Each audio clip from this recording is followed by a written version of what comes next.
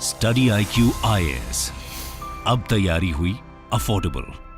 North east India Bharat के सुदूर पूर्व में स्थित भारत का सबसे खूबसूरत भाग, जो यूं तो north east India mainland India से एक संकरी से सिलीगुड़ी कॉरिडोर या सो कॉल्ड चिकन नेक से ही जुड़ा है, लेकिन इंडियन सबकॉन्टिनेंट के इतिहास में हमेशा से भारत की आत्मा का एक अभिन्न हिस्सा बना रहा है। मगर फिर भी अपनी डिस्टिंक्ट ज्योग्राफिकल लोकेशन और मेनलैंड इंडिया से अपनी दूरी की वजह से आज भी नॉर्थ ईस्ट इंडिया अपने आप में एक मिस्टीरियस एलिमेंट मेंटेन किए हुए है।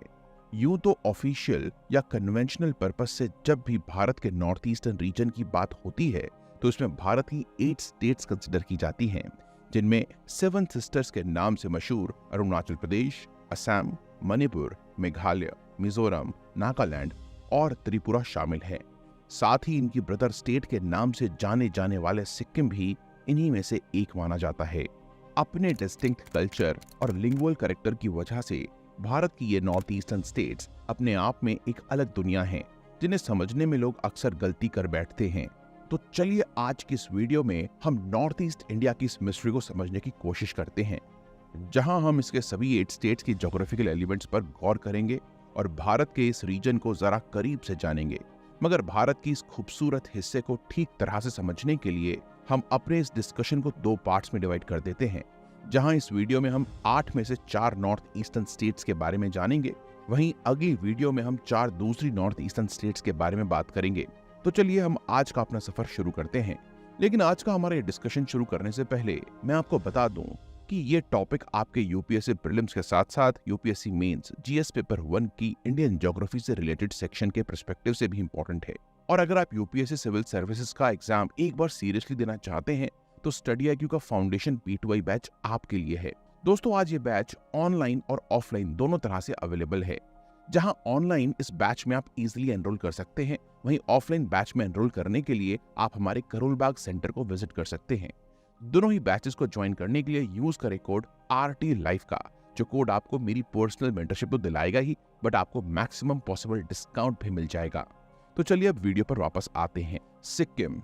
दोस्तों, अगर हम भारत के मैप में उसके नॉर्थ ईस्टर्न रीजन को ट्रेस करें तो हम पाएंगे कि इसकी western as per Sikkim state मौजूद है, जिसकी कैपिटल गैंगटॉक है।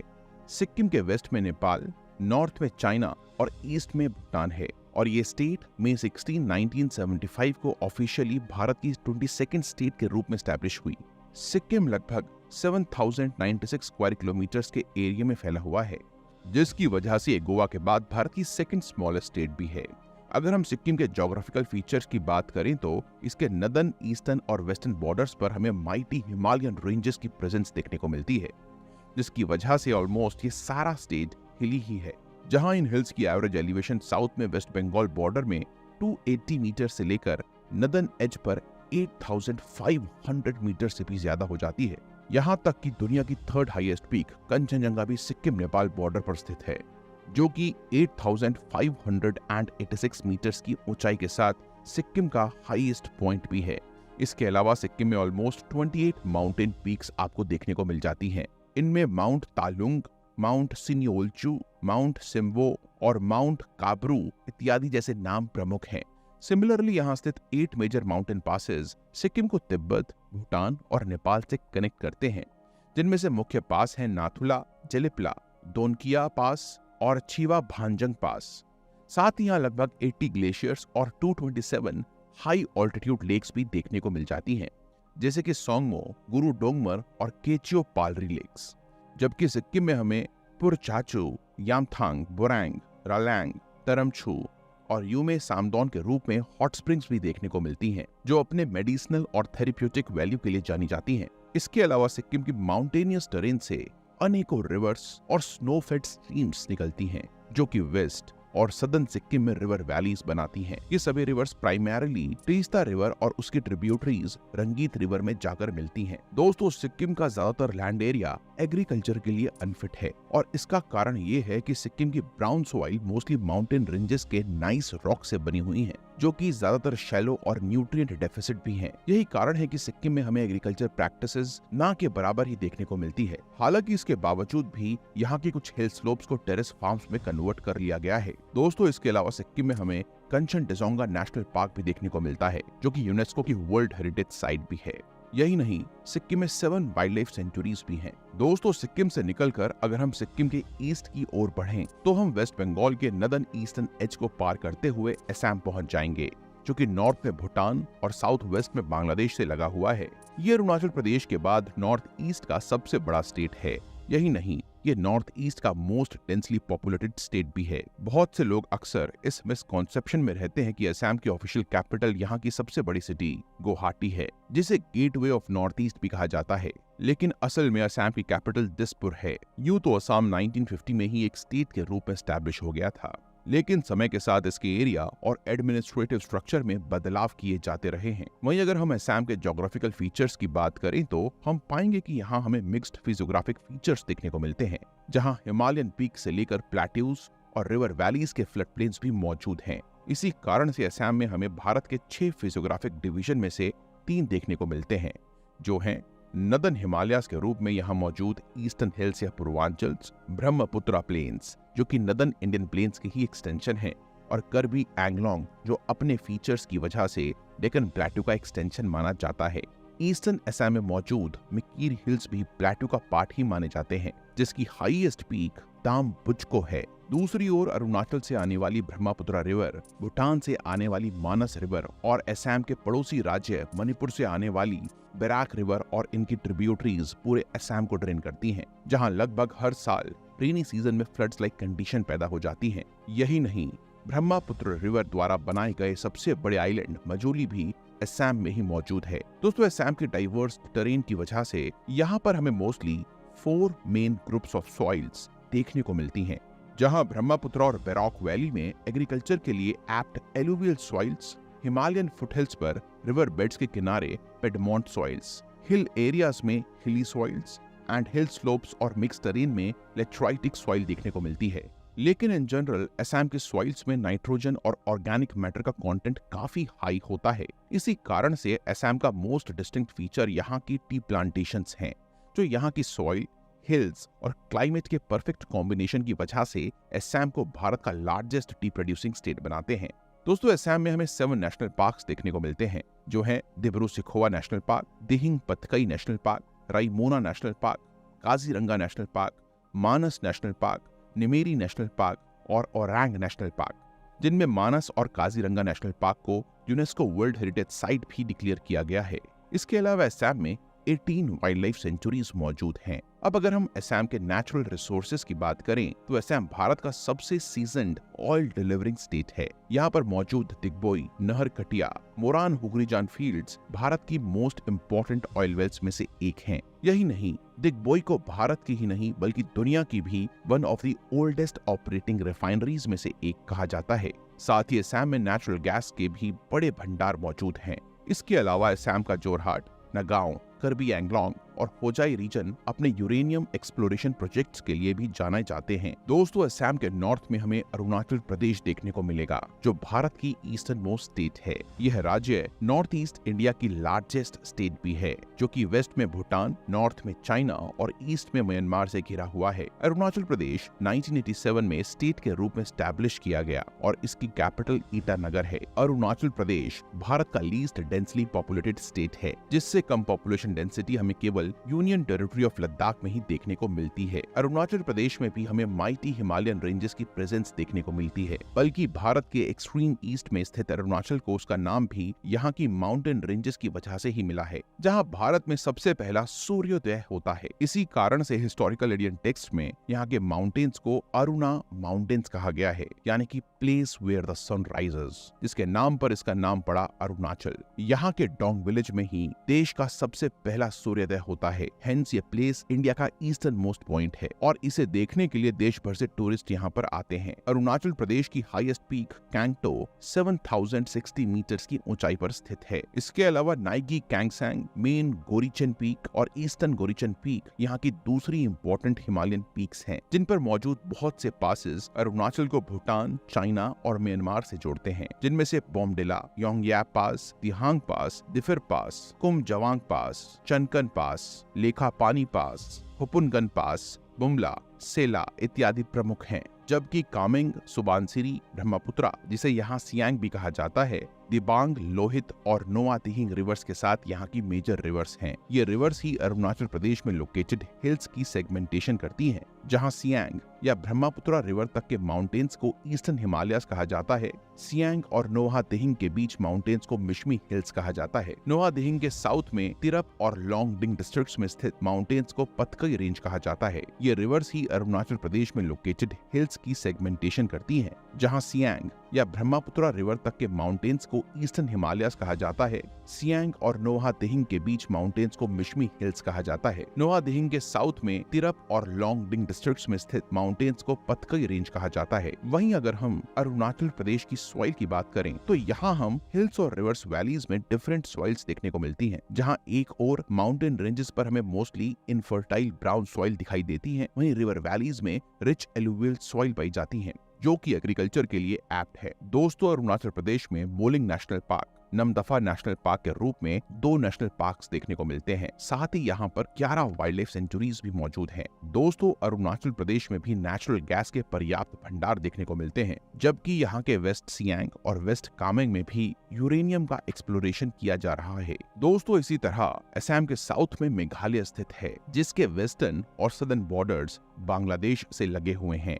मेघालय 1972 में स्टेट के रूप में स्टैब्लिश हुआ और इसकी कैपिटल शिलोंग है। मेघालय अपनी वेदर की वजह से ब्रिटिश एरा में इसे ब्रिटिश इंपीरियल अथॉरिटीज द्वारा स्कॉटलैंड ऑफ द ईस्ट बुलाया जाता था। वहीं आज मेघालय यानी कि अबोर्ड ऑफ क्लाउड्स के नाम से जाने जाने वाला ये स्टेट सच में मेघों का घर ही है। आफ्टर ऑल, दुनिया में सबसे ज्यादा बारिश यहीं स्थित मौसिन राम और चेरापूंजी में ही होती है। जी हाँ, मेघालय की राजधानी शिलोंग से लगभग 60 किलोमीटर दूर ईस्ट खासी हिल्स डिस्ट्रिक्ट में लोकेटेड मौसिन राम में हर साल ऑन एन एवरेज 467 इंचेस से भी ज्यादा बारिश होती है, जबकि Guinness book of world record के अनुसार 1985 में तो यहाँ 1000 इंच रेनफॉल रजिस्टर की गई। मगर आप सोच रहे होंगे कि आखिर मौसिन राम में इतनी बारिश होती क्यों है? तो हम आपको बता दें कि असल में मौसिन राम खासी रेंज की विंडवर्ड साइड पर मौजूद फनल शेप्ड डिप्रेशन में 1400 मीटर्स के ऑल्टीट्यूड पर स्थित है। ऐसे में जब मॉनसूनी बे ऑफ बंगाल से साउथ वेस्टर्न डायरेक्शन से वार्म मॉइस्ट विंड्स यहाँ आती हैं, तो माउंटेन रेंजेस का ईस्ट टू वेस्ट अलाइनमेंट उनके लिए ऑब्स्ट्रक्शन क्रिएट करता है। वहीं इसका फनल शेप इन विंड्स के मॉइस्चर को इस एरिया में ही कॉन्सेंट्रेट कर देता है, और जब ये ट्रैप्ड विंड्स हिल की टोपोग्राफी की वजह से अपलिफ्ट होकर कूल डाउन होती हैं, तो इससे यहाँ पर हेवी और कॉन्टिन्यूअस रेनफॉल देखने को मिलती है। मगर रिसर्चर्स का दावा है कि क्लाइमेट चेंज से इंडियन ओशन का राइजिंग टेम्परेचर और यहाँ हो रहे डिफॉरेस्टेशन के कारण मौसिन राम के रेनफॉल में लगातार कमी आ रही है, जो इस पूरे रीजन के इकोसिस्टम के लिए एक खतरे की घंटी है। अब अगर हम मौसिन राम से आगे बढ़कर मेघालय की टोपोग्राफी की बात करें तो प्राइमरीली मेघालय एक प्लेट्यू है, जिसके ईस्ट में जयंतिया हिल्स, सेंटर में खासी हिल्स और वेस्ट में गारो हिल्स मौजूद हैं। मेघालय के हाईएस्ट पॉइंट के रूप में शिलोंग पीक 1961 मीटर्स की हाइट पे खासी हिल्स में सिचुएटेड है। जी हाँ, ये वही खासी और जयंतिया हिल्स हैं जहाँ के tribal groups southern Shillong plateau में रबड़ फिग ट्रीज के रूट से लिविंग रूट ब्रिजेस बना के अपनी एज ओल्ड परंपरा के लिए जाने जाते हैं। जबकि गारो हिल्स का हाईएस्ट पॉइंट नॉकरेक पीक 1515 मीटर्स की ऑल्टीट्यूड पर है। इसके अलावा मेघालय में मौजूद रिवर्स यहाँ की ज्योग्राफी का मोस्ट इम्पोर्टेंट एस्पेक्ट हैं, जिनमें से ज्यादातर रेनफेड और सीजनल नेचर की हैं, जो यहाँ मौजूद हिल से निकलती हैं, जिनमें उमनगॉड, दिगरू, कोपिली, माइंदत्तू और सोमेश्वरी रिवर्स यहाँ की इंपॉर्टेंट रिवर्स हैं। वहीं अगर हम मेघालय की सॉइल्स पर गौर करें तो यहाँ भी हमें एलुवियल और लेटराइट सॉइल का कॉम्बिनेशन देखने को मिलता है। साथ ही यहाँ की सॉइल लोमी होती है, जिसमें ऑर्गेनिक कंटेंट की मात्रा अधिक होती है। लेकिन मेघालय का महादेव बेसिन अपने यूरेनियम रिसोर्सेज के लिए जाना जाता है। दोस्तों, मेघालय में हमें बाल पाक्रम नेशनल पार्क और नॉकरेक नेशनल पार्क के रूप में 2 नेशनल पार्क देखने को मिलते हैं। यहाँ हम आपको बता दें कि नॉकरेक नेशनल पार्क एक यूनेस्को वर्ल्ड बायोस्फीयर रिजर्व भी है, जबकि इसके अलावा मेघालय में 4 वाइल्ड लाइफ सेंचुरीज भी स्थित हैं। इसके अलावा मेघालय और असम में कोल, लाइमस्टोन, काओलिन, क्ले, ग्रेनाइट और ग्लास सैंड के भी भंडार मौजूद हैं। तो दोस्तों, ये थी भारत की 4 नॉर्थ ईस्टर्न स्टेट्स। अब इस वीडियो के अगले भाग में हम आपका परिचय नॉर्थ ईस्ट के दूसरी 4 स्टेट से कराएंगे। साथ ही हम नॉर्थ ईस्ट इंडिया के क्लाइमेट और फ्लोरा फौना को भी होलिस्टिकली समझेंगे। इसके साथ हम आपके वीडियो डिस्कशन को यहीं समाप्त करते हैं, लेकिन यूपीएससी प्रीलिम्स और मेंस के रेलेवेंस को देखते हुए हम आपके लिए सवाल छोड़ के जाएंगे, जिसे आप कमेंट सेक्शन में आंसर कर सकेंगे। आपका सवाल है, consider the following Capitals of north east Indian states: Itanagar, Aizawl, Imphal, Shillong. What is the correct order of these capitals from north to south? तो गाइस, इसका आंसर कमेंट्स में जरूर बताएं। दोस्तों, हमने अपने पिछले डिस्कशन में नॉर्थ ईस्ट इंडिया की 4 स्टेट्स सिक्किम, अरुणाचल प्रदेश, असम और मेघालय के बारे में जाना, जहां हमने उनकी ज्योग्राफिकल लोकेशंस, माउंटेन्स, रिवर्स और वहां मिलने वाले मिनरल रिसोर्सेज को भी ठीक से समझा। अब हम अपने डिस्कशंस को आगे बढ़ाते हुए नॉर्थ ईस्ट इंडिया की 4 और स्टेट्स के बारे में जानेंगे, जो है मणिपुर, नागालैंड, त्रिपुरा और मिजोरम। इस तरह अगर हम पूरे नॉर्थ ईस्टर्न रीजन को ट्रेस करें तो हम पाएंगे कि ये 8 स्टेट्स मिलकर अप्रोक्सीमेटली 2,62,184 स्क्वायर किलोमीटर्स का रीजन कवर करती हैं, जो भारत के टोटल लैंड एरिया का 8% है। जबकि north eastern Indian region west में नेपाल के साथ 97 किलोमीटर्स का बॉर्डर शेयर करता है। इसी तरह नॉर्थ में चाइना के साथ 1395 किलोमीटर्स का, नॉर्थ वेस्ट में भूटान के साथ 455 किलोमीटर्स का, ईस्ट में बर्मा यानी कि म्यांमार के साथ 1640 किलोमीटर्स का और साउथ वेस्ट में बांग्लादेश से 1596 किलोमीटर्स का बॉर्डर शेयर करता है। इस तरह भारत का नॉर्थ ईस्टर्न रीजन कुल मिलाकर 5182 किलोमीटर्स का इंटरनेशनल बॉर्डर शेयर करता है।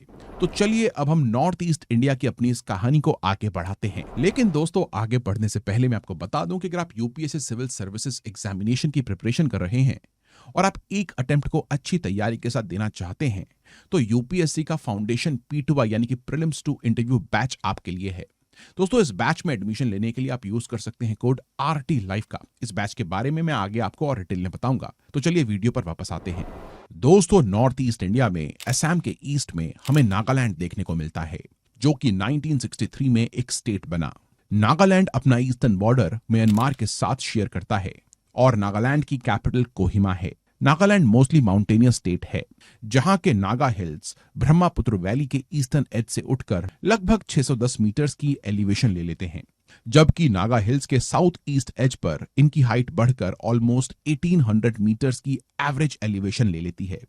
नागालैंड में स्थित माउंट सारामती 3841 मीटर्स की हाइट पर स्टेट की हाईएस्ट पीक भी है। यहीं पर नागा हिल्स पतकाई रेंज से मर्ज होकर बर्मा के बॉर्डर फॉर्म करती हैं। वहीं अगर हम नागालैंड की रिवर्स की बात करें तो यहां हमें नॉर्थ में दोयांग और धीपू रिवर्स देखने को मिलती हैं, जबकि साउथ वेस्ट में बरॉक रिवर पूरे नागालैंड को डाइसेक्ट करती है। वहीं अगर हम नागालैंड की सॉइल प्रोफाइल की बात करें तो यहां भी हमें असम की तरह एलुवियल, लेटराइट, पिडमॉन्ट और हिल सॉइल देखने को मिलती है। इसके साथ ही नागालैंड में हमें तंकी नेशनल पार्क और 5 वाइल्ड लाइफ सेंचुरीज भी देखने को मिलती हैं। दोस्तों, नागालैंड के साउथ में स्थित मणिपुर स्टेट 1972 में स्टेट के रूप में एस्टैब्लिश हुई और इसकी कैपिटल इम्फाल मणिपुर के ईस्टर्न बॉर्डर्स म्यांमार से लगी हुई है। और यदि हम मणिपुर के फिजिकल फीचर्स की बात करें तो यहां हमें बेसिकली 2 डिस्टिंक्ट फिजिकल लैंडफॉर्म्स देखने को मिलते हैं, जिसमें पहला है सराउंडिंग रग्ड हिल्स और दूसरा है वैली, जिसमें हमें फ्लैट प्लेन्स भी देखने को मिल जाते हैं। यही कारण है कि मणिपुर की राजधानी इम्फाल भी माउंटेन से घिरी एक ओवल शेप्ड वैली में स्थित है। मणिपुर को सराउंड करने वाले हिल्स है नॉर्थ ईस्ट में Naga hills, eastern Myanmar border पर ईस्ट मणिपुर हिल्स, साउथ में मिजो और चिन हिल्स, वेस्ट में वेस्ट मणिपुर हिल्स। ऐसे में लगभग चारों ओर से माउंटेन रेंजेस से घिरी मणिपुर की वैली को ये रेंजेस न केवल नॉर्थ से आने वाली कोल्ड विंड से बचाती हैं, बल्कि बे ऑफ बंगाल से आने वाली साइक्लोनिक एक्टिविटी से भी सुरक्षित रखती हैं। वहीं अगर हम मणिपुर के ड्रेनेज सिस्टम पर गौर करें तो हम पाएंगे कि यहाँ हमें 4 मेजर रिवर बेसिन देखने को मिलते हैं, जिसमें पहला है बराक रिवर बेसिन, जो वेस्ट मणिपुर में स्थित है। यहाँ हमें मणिपुर की लार्जेस्ट रिवर बराक देखने को मिलती है, जो कि मणिपुर और नागालैंड के बॉर्डर पर मणिपुर हिल से ओरिजिनेट होती है। मणिपुर का दूसरा river basin basin Manipur river है, जो सेंट्रल मणिपुर में देखने को मिलती है। इसके बाद मणिपुर का तीसरा रिवर बेसिन ईस्ट मणिपुर में यू रिवर बेसिन के रूप में देखने को मिलता है। वहीं फोर्थ रिवर बेसिन लानिया रिवर बेसिन के एक पोर्शन के रूप में नॉर्थ मणिपुर में देखने को मिलती है। इसी तरह अगर हम मणिपुर की सॉइल की बात करें तो यहाँ की अलग अलग इलाकों में हमें red soil, alluvial soil, brown soil,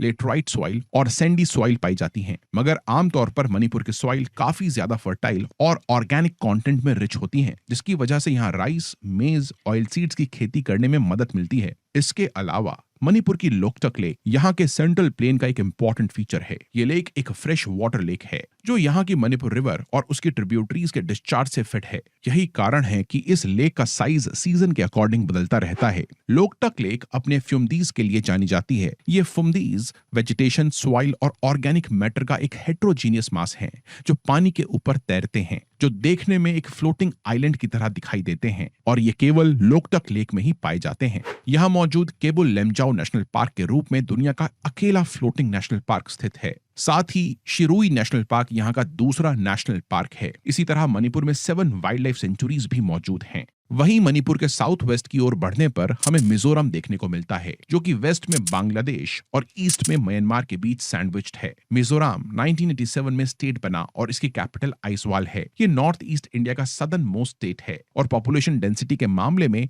Indian states के बीच अरुणाचल प्रदेश के बाद सेकंड लोएस्ट रैंक पर आता है। मिजोरम की टोपोग्राफी भी रोलिंग हिल्स, वैलीज, रिवर्स और लेक से भरी हुई है। अगर हम गौर करें तो मिजोरम में ऑलमोस्ट 21 मेजर हिल रेंजेस और पीक्स मौजूद हैं, जिनका एवरेज एलिवेशन वेस्ट में 1000 मीटर से लेकर ईस्ट में 1300 मीटर्स तक है। हालांकि मिजोरम की कुछ पीक्स 2000 मीटर से भी ज्यादा ऊंची हैं। उदाहरण के लिए ब्लू माउंटेन्स के नाम से फेमस मिजोरम की फंगफुई लैंग पीक की ऊंचाई 2210 मीटर्स है। साथ ही मिजोरम में ही हमें ज्योग्राफिकल एरिया के परसेंटेज के आधार पर देश में सबसे ज्यादा फॉरेस्ट कवर देखने को मिलता है, जहां का 84.53% एरिया फॉरेस्टेड है। मिजोरम में कुछ इंटर कंट्री रिवर्स भी मौजूद हैं, जो म्यांमार से आकर मिजोरम से होते हुए बांग्लादेश में एंटर करती हैं। मिजोरम की बिगेस्ट रिवर चिमतुईपुई या फिर कालादान रिवर है, जो म्यांमार के चिन स्टेट में ही ओरिजिनेट होती है। इसके अलावा नदन मिजोरम में फ्लो होने वाली कुछ इंपॉर्टेंट रिवर्स लोंग, तुत, तुई रियाल और तुई वावल भी आगे जाकर बराक रिवर में ज्वाइन हो जाती हैं। दोस्तों, मिजोरम अपनी लेक्स के लिए भी जाना जाता है, जहां मिजोरम की सबसे बड़ी लेक पलाक लेक लगभग 74 एकड़्स में फैली हुई है, जिसके बारे में यह मान्यता है कि इस लेक की तलहटी में एक विलेज बसा हुआ है, जो कि अर्थक्वेक की वजह से इस लेक में सबमर्ज हो गया था। इसी तरह से आइजवाल से 85 किलोमीटर दूर स्थित तामदिल लेक को लेकर भी यहाँ के लोगों की मान्यता है कि इसका ओरिजिन मस्टर्ड प्लांट के काटने से हुआ है। यही कारण है कि इसका नाम तामदिल यानी कि मस्टर्ड प्लांट लेक भी है, जो आज यहाँ का एक इंपॉर्टेंट टूरिस्ट स्पॉट है। साथ ही मिजोरम में हमें red lateritic soil, alluvial soil, brown hill soil देखने को मिलती हैं, जिनमें आयरन का कंटेंट काफी हाई है। वहीं मिजोरम में मुरलेन नेशनल पार्क और फंगफुई ब्लू माउंटेन नेशनल पार्क भी मौजूद हैं। इसी कड़ी में 7 सिस्टर्स की आखिरी मेंबर हमें त्रिपुरा के रूप में देखने को मिलता है, जो कि 3 ओर से बांग्लादेश से घिरा हुआ है। त्रिपुरा 1972 में स्टेट बना और इसकी कैपिटल अगरतला है। ये सिक्किम के बाद भारत की 3rd स्मॉलेस्ट स्टेट है। ऑलमोस्ट एक सिंगल स्ट्रिप के थ्रू इंडिया से जुड़े त्रिपुरा में भी हमें बाकी नॉर्थ ईस्टर्न स्टेट्स की तरह ही हिल, वैली और प्लेन का मिक्स्ड कॉम्बिनेशन देखने को मिलता है, जहां नॉर्थ से साउथ तक हमें प्राइमरीली 5 हिल रेंजेस देखने को मिलती है: बारामूरा, अथारामूरा, लोंगथराई, शखन और जम्पुई हिल्स। जहां जम्पुई रेंज की पीक पर स्थित बैटलिंग शिब त्रिपुरा की हाईएस्ट पॉइंट है, जिसकी ऊंचाई 939 मीटर्स की है। त्रिपुरा की इन हिल रेंजेस से बहुत सी रिवर्स ओरिजिनेट होकर बांग्लादेश तक जाती हैं। उदाहरण के लिए यहाँ से खोवई, धलाई, मनु, जोरी और लोंगाई रिवर्स नॉर्थ में, गोमती रिवर वेस्ट में और मुहुरी और फेनी रिवर साउथ वेस्टर्न डायरेक्शन में फ्लो होती हैं। इनके अलावा त्रिपुरा में स्थित रुद्रसागर लेक भी यहाँ की इंपॉर्टेंट ज्योग्राफिकल फीचर है, जिसको रामसार रिकॉग्निशन भी मिला हुआ है।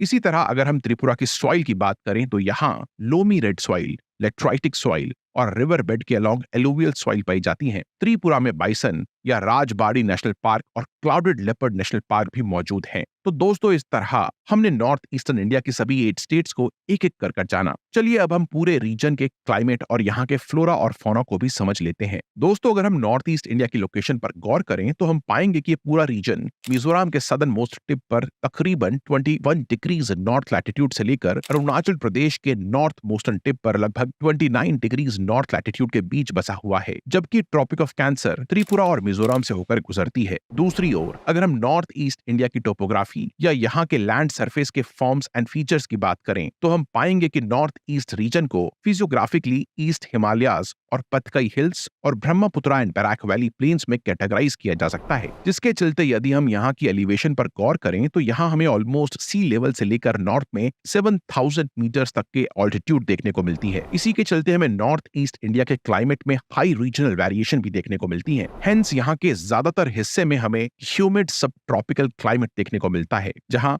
Hot humid summers, severe monsoons और माइल्ड विंटर्स एक्सपीरियंस की जाती हैं, जबकि इसके उलट हिमालयाज की एलिवेशन की वजह से अरुणाचल प्रदेश और सिक्किम में हमें माउंटेन क्लाइमेट देखने को मिलता है, जहां के क्लाइमेट में कोल्ड स्नोई विंटर्स और माइल्ड समर्स ही देखने को मिलती हैं। नॉर्थ ईस्ट इंडिया के क्लाइमेट में ये वेरिएशन हमें यहाँ के डिस्टिंक्ट ज्योग्राफिकल फीचर्स की वजह से देखने को मिलती है। नॉर्थ में मौजूद हिमालयन रेंजेस, साउथ के मेघालयन प्लेट्यू और ईस्ट में नागालैंड, मिजोरम और मणिपुर के हिल्स यहाँ के क्लाइमेटिक वेरिएशन के लिए जिम्मेदार हैं, जहाँ एक और नॉर्थ के mighty Himalayan ranges central Asia से आने वाली ड्राई एंड कोल्ड विंड्स को नॉर्थ ईस्ट रीजन में आने से रोकते हैं, जबकि दूसरी ओर बे ऑफ बंगाल से ओरिजिनेट होने वाली मॉनसून विंड्स नॉर्थ ईस्ट की ओर मूव करती हैं। यहाँ की माउंटेन रेंजेस के स्पेसिफिक अलाइनमेंट की वजह से इस रीजन में फंसकर माउंटेन रेंजेस के सदर्न स्लोप्स में हैवी रेनफॉल होती है। और दोस्तों, इन हवाओं की इस टनलिंग के कारण ही मेघालय में स्थित मौसिनराम और चेरापूंजी दुनिया की वेटेस्ट प्लेसेस में से एक हैं, जहां हर साल ऑन एन एवरेज 1100 सेंटीमीटर से भी ज्यादा की बारिश होती है। दूसरी ओर अगर हम नॉर्थ ईस्ट के हिली एरियाज की बात करें तो यहाँ का टेम्परेचर वेरिएशन और क्लाइमेट यहाँ के ऑल्टीट्यूड के अकॉर्डिंग वेरी करता है, जहाँ खास तौर पर अरुणाचल प्रदेश और सिक्किम में मौजूद कुछ माइटी हिमालयन रेंजेस में हमें परमाफ्रॉस्ट या साल भर बर्फ देखने को मिलती है, जिसकी वजह से यहाँ टेम्परेचर भी कंसिस्टेंटली लो बने रहते हैं। दोस्तों, WWF यानी कि world wide fund for nature ने ईस्टर्न हिमालयाज को इंटरनेशनल बायोलॉजिकल इंपॉर्टेंस के लिए क्रिटिकल लैंडस्केप्स माने जाने वाले ग्लोबल 200 इको रीजन्स में शामिल किया है। ऐसा इसलिए है क्योंकि ये रीजन लगभग 10,000 plant species, 300 mammal species, 977 bird species, 176 reptilian species, 105 amphibians और 269 फ्रेश वाटर फिश का होम है। नेचुरल फ्लोरा और फौना के लिहाज से इस रीजन की क्रिटिकल इंपॉर्टेंस को समझते हुए कंजर्वेशन इंटरनेशनल ने ईस्ट हिमालयन हॉटस्पॉट को अपस्केल करते हुए नॉर्थ ईस्ट की सभी 8 स्टेट को इसमें इंक्लूड कर लिया है। इसके साथ साथ Indian council of agricultural research ने इस रीजन को राइस जर्म प्लाज्म यानी कि जेनेटिक रिसोर्स मटेरियल के सेंटर के रूप में भी आइडेंटिफाई किया है। National bureau of plant genetic resources ने इस बात को हाईलाइट किया है कि भारत के नॉर्थ ईस्टर्न रीजन में क्रॉप प्लांट्स के वाइल्ड रिलेटिव्स, सिट्रस फ्रूट्स और मेडिसिनल प्लांट्स की भी अनगिनत और इंडेंजर्ड वैरायटीज पाई जाती हैं। सिमिलरली अगर हम नॉर्थ ईस्टर्न स्टेट्स के फॉरेस्ट कवर पर गौर करें तो हम पाएंगे कि फॉरेस्ट कवर के परसेंटेज के मामले में देश की top 5 states north east India से ही हैं, जिसमें मिजोरम का टोटल ज्योग्राफिकल एरिया का 84.53%, अरुणाचल प्रदेश का 79.33%, मेघालय का 76%, मणिपुर का 74.34%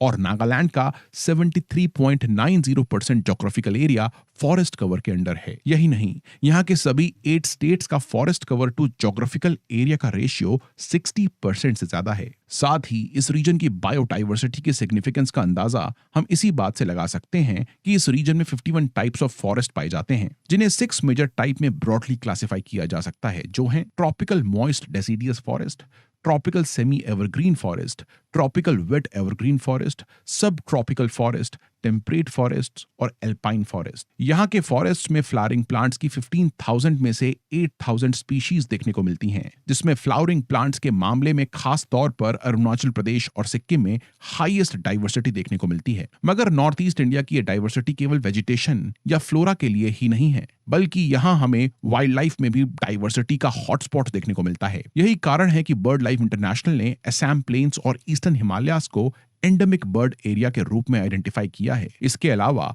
नॉर्थ ईस्ट इंडिया में हमें नॉन ह्यूमन प्राइमेट्स की 15 से ज्यादा स्पीशीज देखने को मिलती हैं, जिनमें hoolock gibbon, stump tailed macaque, pig tailed macaque, langur, golden langur, Hanuman langur और रीसस मंकी प्रमुख हैं। साथ ही वन हॉर्न राइनोसरस यहाँ की मोस्ट इंपॉर्टेंट और इंडेंजर्ड स्पीशीज तो है ही। इसके अलावा हमें यहाँ elephant, royal Bengal tiger, leopard, golden cat, fishing cat, marbled cat, Bengal fox इत्यादि भी देखने को मिलते हैं। इसी वजह से WWF ने नॉर्थ ईस्ट इंडिया में 4 प्रायोरिटी इको रीजन्स भी आइडेंटिफाई किए हैं, जिनमें पहला है Brahmaputra valley semi evergreen forest, दूसरा है ईस्टर्न हिमालयन ब्रॉडलीफ फॉरेस्ट, तीसरा है ईस्टर्न हिमालयन सब एल्पाइन कॉनिफर फॉरेस्ट और चौथा है north east India Myanmar pine forest. दोस्तों, अब तक आप समझ ही गए होंगे कि नॉर्थ ईस्ट इंडिया की सभी स्टेट्स की टोपोग्राफी या लैंड फीचर्स में हमें हिल्स और रिवर्स वैलीज का एक कॉम्बिनेशन देखने को मिलता है। मगर यहां नोट करने वाली बात यह है कि सिक्किम को छोड़कर भारत का पूरा नॉर्थ ईस्टर्न रीजन इंडिया का एक मेगा अर्थक्वेक प्रोन जोन है, जो यहां मौजूद 3 converging tectonic plates, Indian plate, Eurasian plate और बर्मीज प्लेट के इंटरैक्शन की वजह से भारत के सिस्मिक जोन 5 में आता है। ऐसे में नॉर्थ ईस्ट इंडिया में अर्थक्वेक आने की संभावना बढ़ जाती है। उदाहरण के लिए हाल ही में अक्टूबर अगस्त के महीने में असम और मेघालय के साथ साथ पूरे नॉर्थ ईस्टर्न रीजन में भूकंप के झटके महसूस किए गए थे। दोस्तों, तो इसी तरह हमारा नॉर्थ ईस्ट का सफर यहां पर समाप्त होता है।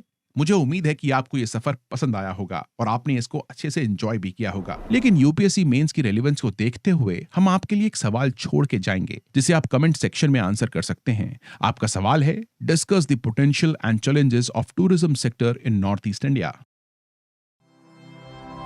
स्टडी IQ IAS अब तैयारी हुई अफोर्डेबल।